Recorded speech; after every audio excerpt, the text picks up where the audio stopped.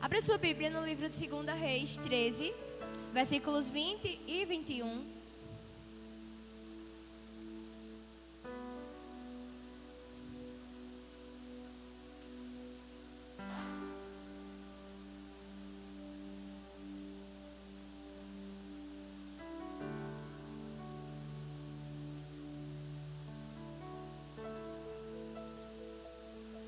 Amém?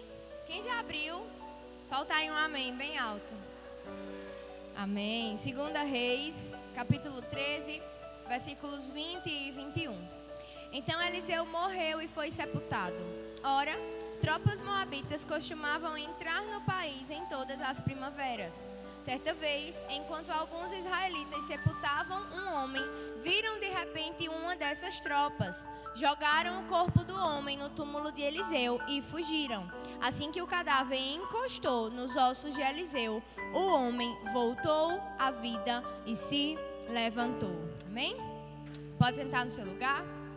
Você vai sentando aí e vai abrindo sua Bíblia em Êxodo, capítulo 19, a partir do versículo 3 até o versículo 8. Nós leremos alguns versículos.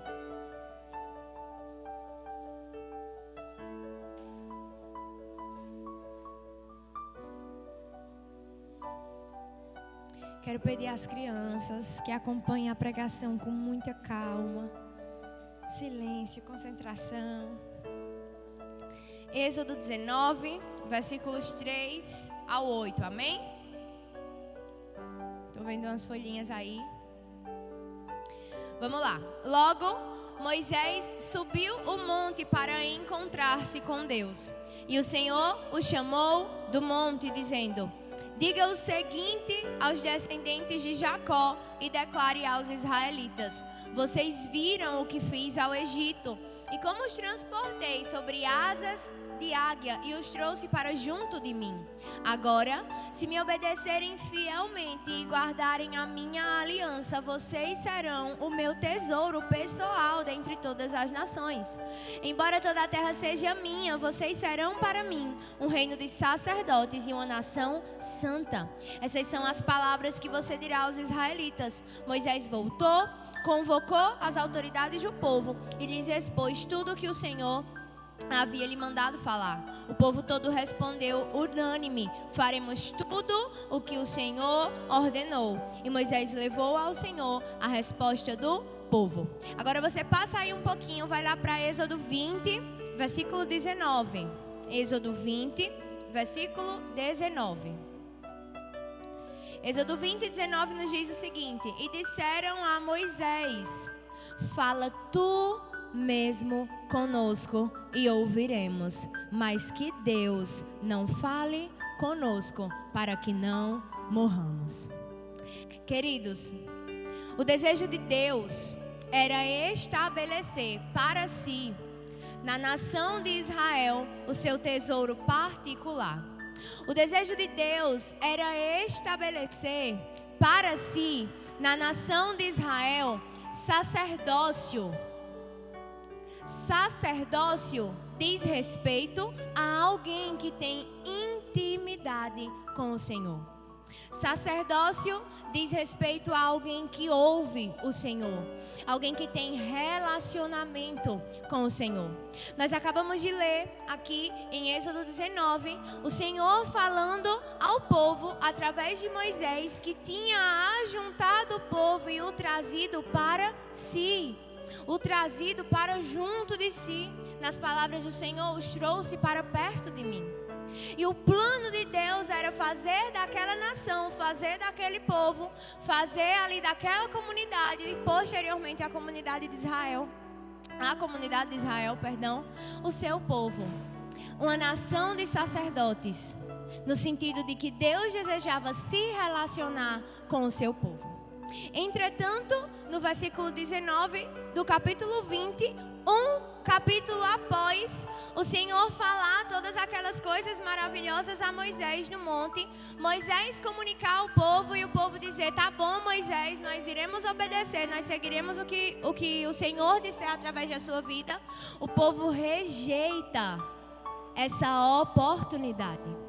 O povo rejeita o convite do Senhor ao sacerdócio. Eu sei que está difícil prestar atenção. É menino do ano, é bomba em cima da igreja, mas em nome de Jesus, tente focar aqui para que você não perca o fio da meada dessa mensagem, amém? O povo rejeitou. Enquanto a proposta de Deus era estabelecer aquela aliança em um sentido de fazer de todo o povo sacerdócio, estabelecer com todo o povo relacionamento, o povo falou a Moisés: Moisés, fala tu conosco e nós ouviremos, mas que Deus não fale conosco, porque se Deus falar conosco nós iremos morrer. Por que o povo pensou dessa forma? Por que o povo falou dessa forma?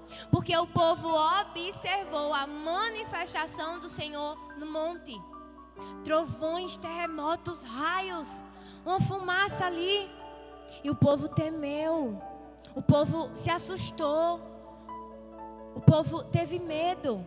E por causa do medo, por causa da falta de disposição a pagar um preço que precisava ser pago para ser exposto à presença, para adentrar de fato naquele nível mais íntimo, mais profundo de intimidade com Deus, o povo recuou. E a partir daqui, a gente vê a instituição dos sacerdotes. Pessoas que funcionaram durante o período da antiga aliança como mediadores entre Deus e os homens. A tribo, determinada tribo, os descendentes de Arão ali foram escolhidos para ser sacerdotes. E eram homens que em determinados períodos do ano entravam no Santo dos Santos para sacrificar, para pedir perdão pelos pecados do povo, para ouvir o que Deus desejava falar com o povo, além de Moisés, o grande líder da nação. A partir desse momento, homens foram instituídos como sacerdotes para que mediassem o relacionamento entre Deus e o restante do povo. O povo transferiu para Moisés todo o diálogo com o Senhor. O povo recusou de fato ser sacerdócio, pertencer ao Senhor. E a partir daqui a tribo de Levi foi instituída como sacerdote, a tribo sacerdotal. O plano de Deus sempre foi relacionamento com os seus. Se a gente vai para o Éden, a gente vê o Senhor descendo ao Éden, caminhando com Adão todos os dias, até que a queda, o pecado, promove uma separação entre Deus e Adão. E sucessivamente o Senhor estabelece símbolos. O templo, a tenda, a arca da aliança são símbolos de que Deus estava habitando entre o seu povo. Quando Jesus vem, eu já falei isso para vocês em outras mensagens, Jesus recebe o nome de Emanuel. Emanuel quer dizer Deus conosco, Deus entre nós. Quando Jesus volta e ascende aos céus, o Espírito Santo desce, e o Espírito Santo é Deus em nós, Deus morando em nós, Deus habitando em nós. O desejo de Deus sempre foi estabelecer relacionamento, intimidade com o seu povo. Sabe, queridos, Deus, Ele é um Deus geracional. Deus é um Deus geracional. E através de Jesus, Deus nos reconciliou a Ele. Através de Jesus, o caminho que nos conduz à presença, que até então estava ali interrompido pela nossa condenação, pelos nossos pecados, pelo primeiro pecado, pela queda, pelo primeiro Adão. Jesus, o segundo Adão, o apóstolo Paulo discorre sobre isso, vem e estabelece de novo essa conexão que no Éden havia sido perdida.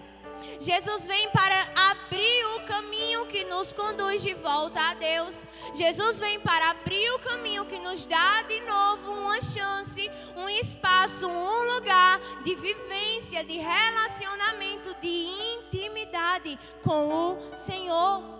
Sabe, queridos, em Jesus, novos e profundos níveis de intimidade foram disponibilizados para nós acessarmos em Cristo.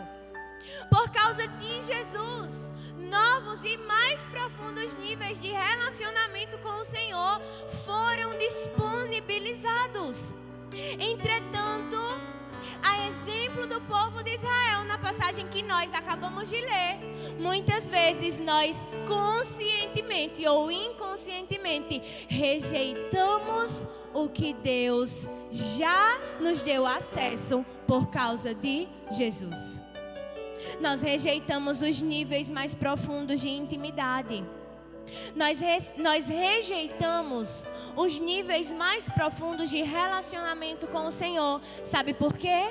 Porque, a exemplo do povo de Israel, nós não estamos dispostos a pagar o preço que Moisés esteve disposto a pagar. E eu quero falar uma coisa para você. O preço que Moisés pagou, ninguém estava disposto a pagar. Mas o que Moisés conheceu do Senhor, ninguém em sua época conheceu. Sabe, queridos, a vida com Jesus não deixa de ser um relacionamento. E todo relacionamento exige de nós reciprocidade. Nós precisamos corresponder. Jesus, Deus Pai, Deus Filho, Deus Espírito Santo, não há nada que precisem mais fazer por nós. Tudo já foi feito no Calvário. Nós já temos acesso a tudo. A obra salvífica de Cristo nos deu acesso a tudo.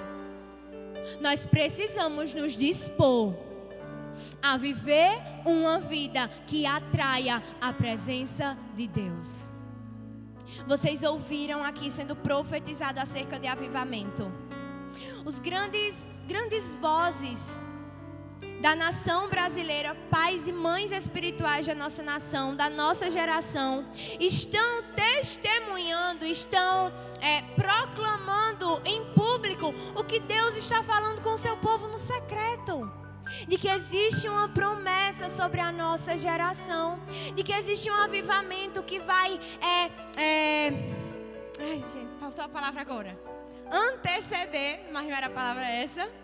Existe um avivamento que vai vir antes do retorno de Cristo. Preceder. Oh, pessoa inteligente, glória a Deus. Existe um avivamento, existe uma promessa de um avivamento que precede a vinda de Jesus. Nós estamos vendo, parece que o calendário do céu está acelerado, né? Porque a maldade está se multiplicando, as tribulações estão se multiplicando. A gente olha para um lado, é uma ideologia antibíblica, olha para o outro, é uma luta, olha para o outro, é guerra, olha para o outro, é doença.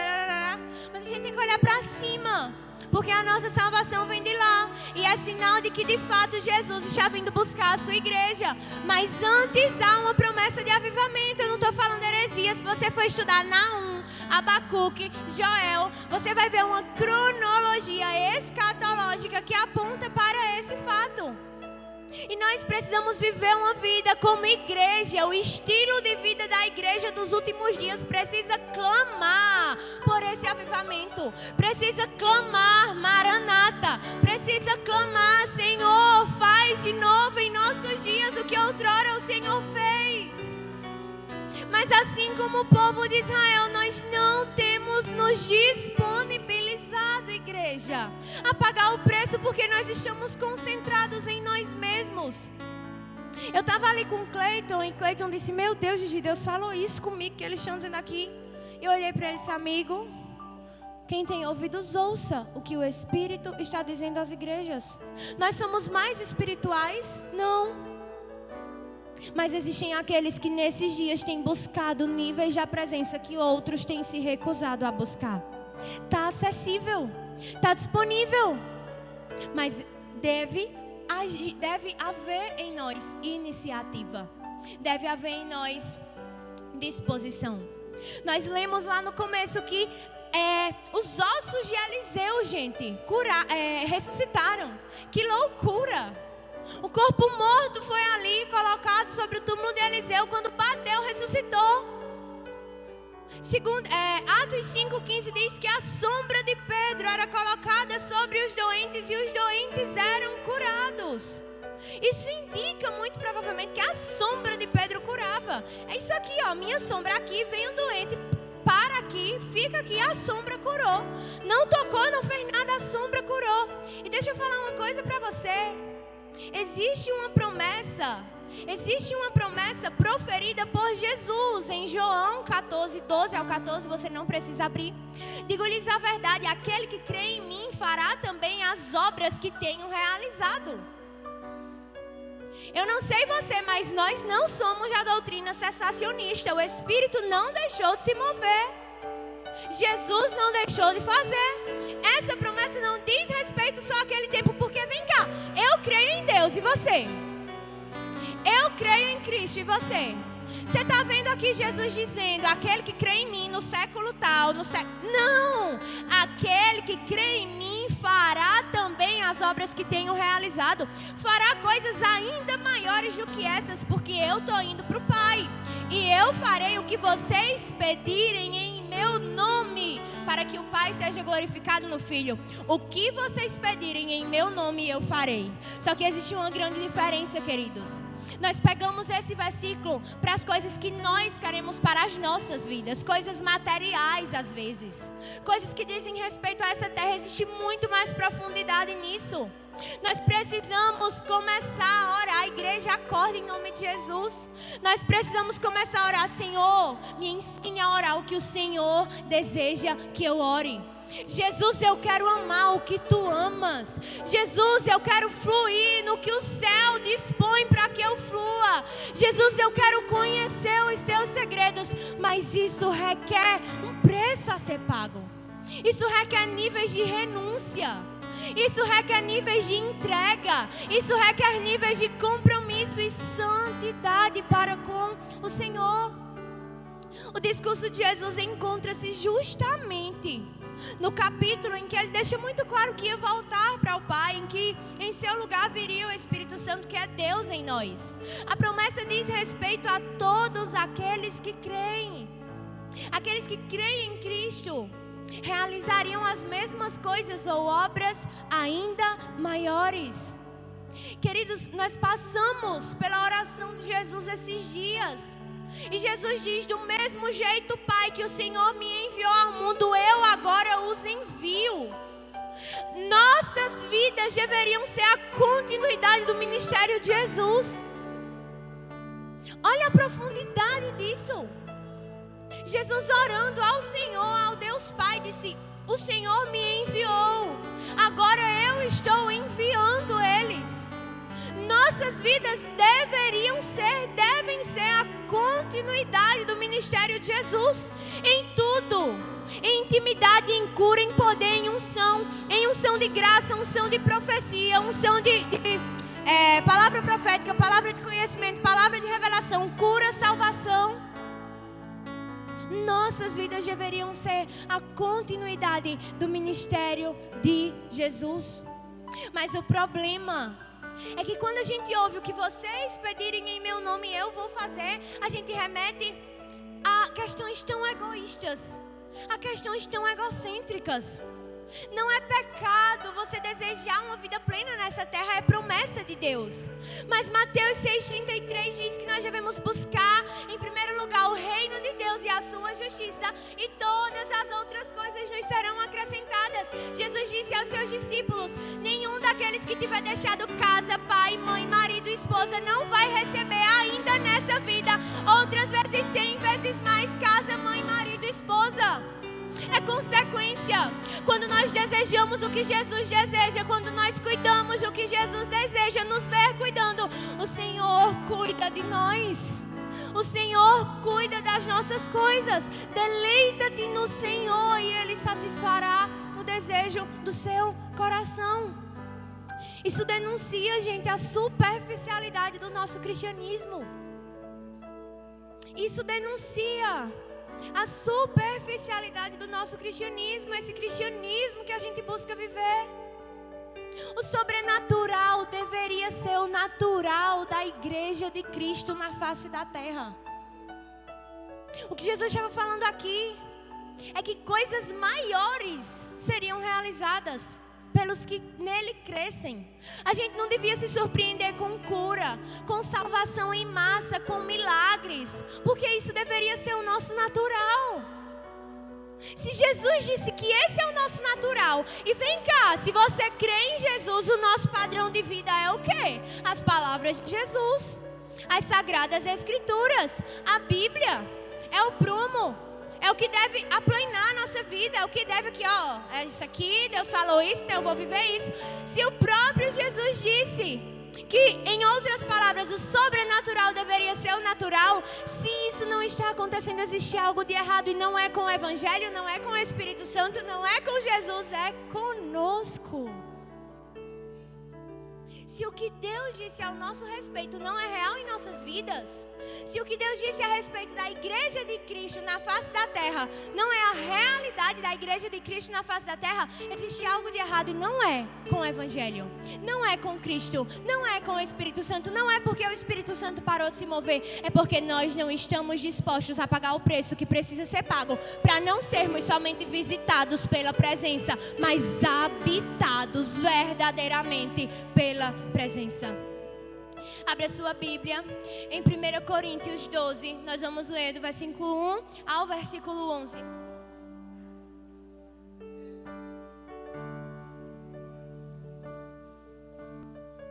Sabe, queridos, Abacuque, salvo engano, 3:2. O livro de Abacuque é surreal. Mas Abacuque, ele se vê em um cenário extremamente caótico no capítulo 1. No capítulo 2, Abacuque começa a se inquietar e ele começa a buscar respostas para aquele cenário caótico. E ele começa a querer entender o que estava acontecendo. E no final, em Abacuque 3, ele tem uma resposta para aquilo. E Abacuque 3:2 diz o seguinte, a oração ali que Abacuque fez ao Senhor: eu ouvi falar de ti, e eu temi diante dos teus atos. Mas eu te peço, faça de novo em meus dias, e no seu juízo lembra-te da tua misericórdia. Essa precisa ser a nossa oração. Gente, no século 20, século 19 e século 20 aconteceram grandes avivamentos no mundo. Luiz estudou um pouquinho sobre isso, né? Na época que a gente estava fazendo algumas questões com o Jovec.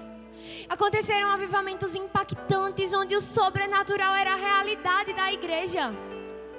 Mas isso exigiu um preço, isso exigiu renúncia, isso exigiu níveis de consagração, de busca ao Senhor. Existem testemunhos, salvo engano, do avivamento da Rua Azusa, na década de 1900 e alguma coisa recente, de que no local que eles se reuniam existia um raio quilométrico, que a pessoa que passasse nesse raio, um raio, digamos assim, espiritual, a pessoa sentia algo diferente, era atraída ao lugar da reunião, e a pessoa ali chegava e ela era curada, ela era salva, multidões de pessoas foram salvas. Por que essa ainda não é a nossa realidade? É aí onde entra a oração de Abacuque, que deve ser a nossa oração. Eu ouvi falar do que o Senhor fez nas gerações anteriores, e agora eu clamo, e agora eu disponho a minha vida, e agora eu te peço, faça de novo em nossos dias, e em teu juízo lembra-te da tua misericórdia. 1 Coríntios 12, 1 a 11 diz o seguinte: irmãos, quanto aos dons espirituais, não quero que vocês sejam ignorantes. Vocês sabem que quando eram pagãos, de uma forma ou de outra, eram fortemente atraídos e levados para os ídolos mudos. Por isso, eu lhes afirmo que ninguém que fala pelo Espírito de Deus diz Jesus seja amaldiçoado. E ninguém pode dizer Jesus é Senhor a não ser pelo Espírito Santo. Agora preste atenção, igreja. Há diferentes tipos de dons, mas o Espírito é o mesmo. Há diferentes tipos de ministérios, mas o Senhor é o mesmo. Há diferentes formas de atuação, mas é o mesmo Deus que efetua tudo em todos. A cada um. Sua Bíblia está dizendo há alguns. Tem alguém que está dizendo aqui essa tradução? Há alguns. A cada um, porém, é dada a manifestação do Espírito, visando o bem comum. Pelo Espírito, a um é dada a palavra de sabedoria, a outro a palavra de conhecimento. Pelo mesmo Espírito, a outro a fé. Pelo mesmo Espírito, a outros dons de cura. Pelo único Espírito, a outro poder para operar milagres. A outro profecia, a outro discernimento de espíritos, a outro variedade de línguas e ainda a outro discernimento de espírito. Interpretação de línguas. Todas essas coisas, porém, são realizadas pelo mesmo e único Espírito, e Ele as distribui individualmente a cada um conforme quer. Você vê que o texto não torna os dons exclusivos para determinados tipos ou classes de pessoas. Você está vendo aqui Paulo falar que esses dons estão disponíveis somente para pastores, mestres, ministros de louvor, apóstolos, é isso? A cada um. Os dons espirituais, esse mover do Espírito através dos dons, estão acessíveis a todos. Todos nós temos acesso. A carta aos Coríntios era direcionada, gente, à igreja. Não era direcionada só aos líderes. Não era direcionada só aos pastores. Não era direcionada só aos obreiros. Existe mais da parte do Espírito disponível para cada um de nós. Sabe, queridos, o nosso problema centra-se justamente nessa falta de dedicação para buscar isso da parte do Senhor. 1 Coríntios 12, 31, você não precisa abrir. Paulo diz: busquem com zelo os melhores dons. Zelo diz respeito à diligência, compromisso, constância. Nós não buscamos, muito menos com zelo. Sejamos sinceros. Faça uma autoanálise aí das suas orações, meu querido. Quantas vezes na semana você ora ao Senhor: Espírito Santo, coloca aqui, derrama aqui na minha vida mais de ti, me faça fluir em um dom. Irmão, é triste, mas tem cristão que nunca nem parou para ler esse trecho. Fica nas bem-aventuranças, fica lá em diversos outros trechos, nunca parou nem para ler isso aqui. Imagine saber que existe, imagine buscar com zelo. Essa palavra me confrontou antes de te confrontar. Nós não nos dispomos, nós não pagamos o preço. E sabe o que o cara falou naquele púlpito? Por graça e misericórdia do Senhor, não foi novidade para mim. Porque no secreto eu já tinha ouvido direto do Espírito Santo. Gente, não há nada mais precioso do que você de fato se ver, se enxergar dentro desse versículo. Quem tem ouvidos, ouça o que o Espírito está dizendo às igrejas. Mas nós precisamos pagar um preço. Nós precisamos convergir o nosso estilo de vida para isso. Eu vou usar mais 10 minutos. Só 10 minutos. Rápido. Calma. Irmão, eu tô pegando igual uma metralhadora aqui, misericórdia. E eu tenho uma novidade para contar para vocês, não dá para contar hoje, mas vou contar depois. Medite nessas perguntas que eu vou te fazer agora. Fechar seus olhos. Você acha que eu estou sendo radical? Então vamos lá. Quantas vezes na semana a gente negocia a leitura da palavra por qualquer outra atividade? Quando foi a última vez que a gente jejuou de verdade? Quando foi a última vez que em um dia de 24 horas a gente separou 40 minutos para orar? Quando foi a última vez que nós falamos de Jesus para alguém? Fique de olhos fechados. Enquanto as respostas para essas perguntas não forem diferentes da maioria das respostas que foram concebidas em nossas mentes agora, nada vai mudar. Nós continuaremos confinados a vidas espirituais medíocres. Jesus já fez a parte dele, abrindo o caminho para nós. Mas a gente está muito longe de cumprirmos efetivamente com a nossa parte. E o que mais me entristece é saber que essa mensagem talvez nem vai incomodar a muitos que aqui estão. Quando nós vivemos uma vida cristã medíocre, nós estamos desfazendo e desvalorizando, ainda que inconscientemente, o sacrifício de Cristo no Calvário. Abra os seus olhos em nome de Jesus. Ministério do Louvor. Lucas 10:2, preste muita atenção. E lhes recomendou: a seara é grande, mas os trabalhadores são poucos. Rogai, pois, ao Senhor da plantação que mandem obreiros para fazerem a colheita. Os campos estão brancos. A seara, meu querido, nunca foi tão grande. Todos os dias, nos mais diversos ambientes, as pessoas estão clamando pela presença do Senhor, mas muitas vezes nós nada fazemos. Nós nunca estivemos, igreja, ouça isso, a igreja brasileira nunca teve espiritualmente tão gorda. Mas a gente se alimenta e fica inchando. E isso vai gerar, sabe o que? Doença.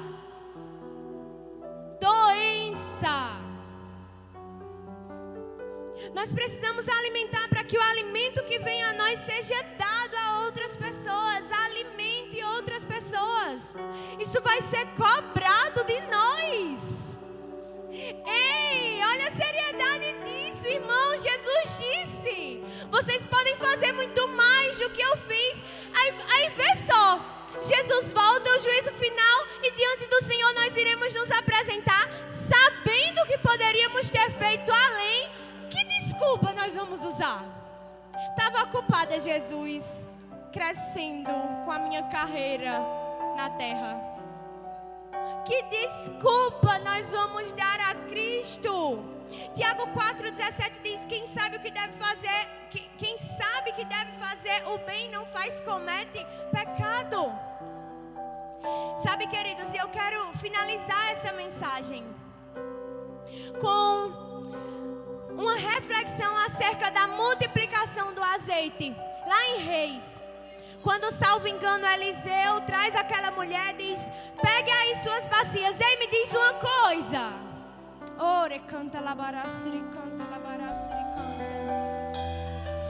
Eliseu disse o número das vasilhas. Eliseu estipulou vasilha. Você pega 10, pega 20, pega 30. Eliseu estipulou, irmão.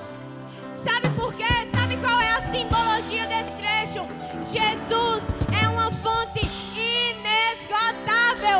Quanto mais a gente busca, mais a gente tem. Quanto mais a gente renuncia, mais a gente recebe. Quanto mais a gente sacrifica, quanto mais nós moldamos as nossas vidas ao padrão bíblico, mais a gente vive coisas inimagináveis com o Senhor, porque Jesus é uma fonte inesgotável. Sabe, querido, seu caminho com Jesus conscientemente há 16 anos, porque a minha decisão por Cristo foi aos 4 anos de idade, apesar de ter nascido em um lar cristão. E eu sempre fui muito apaixonada por Jesus, mas eu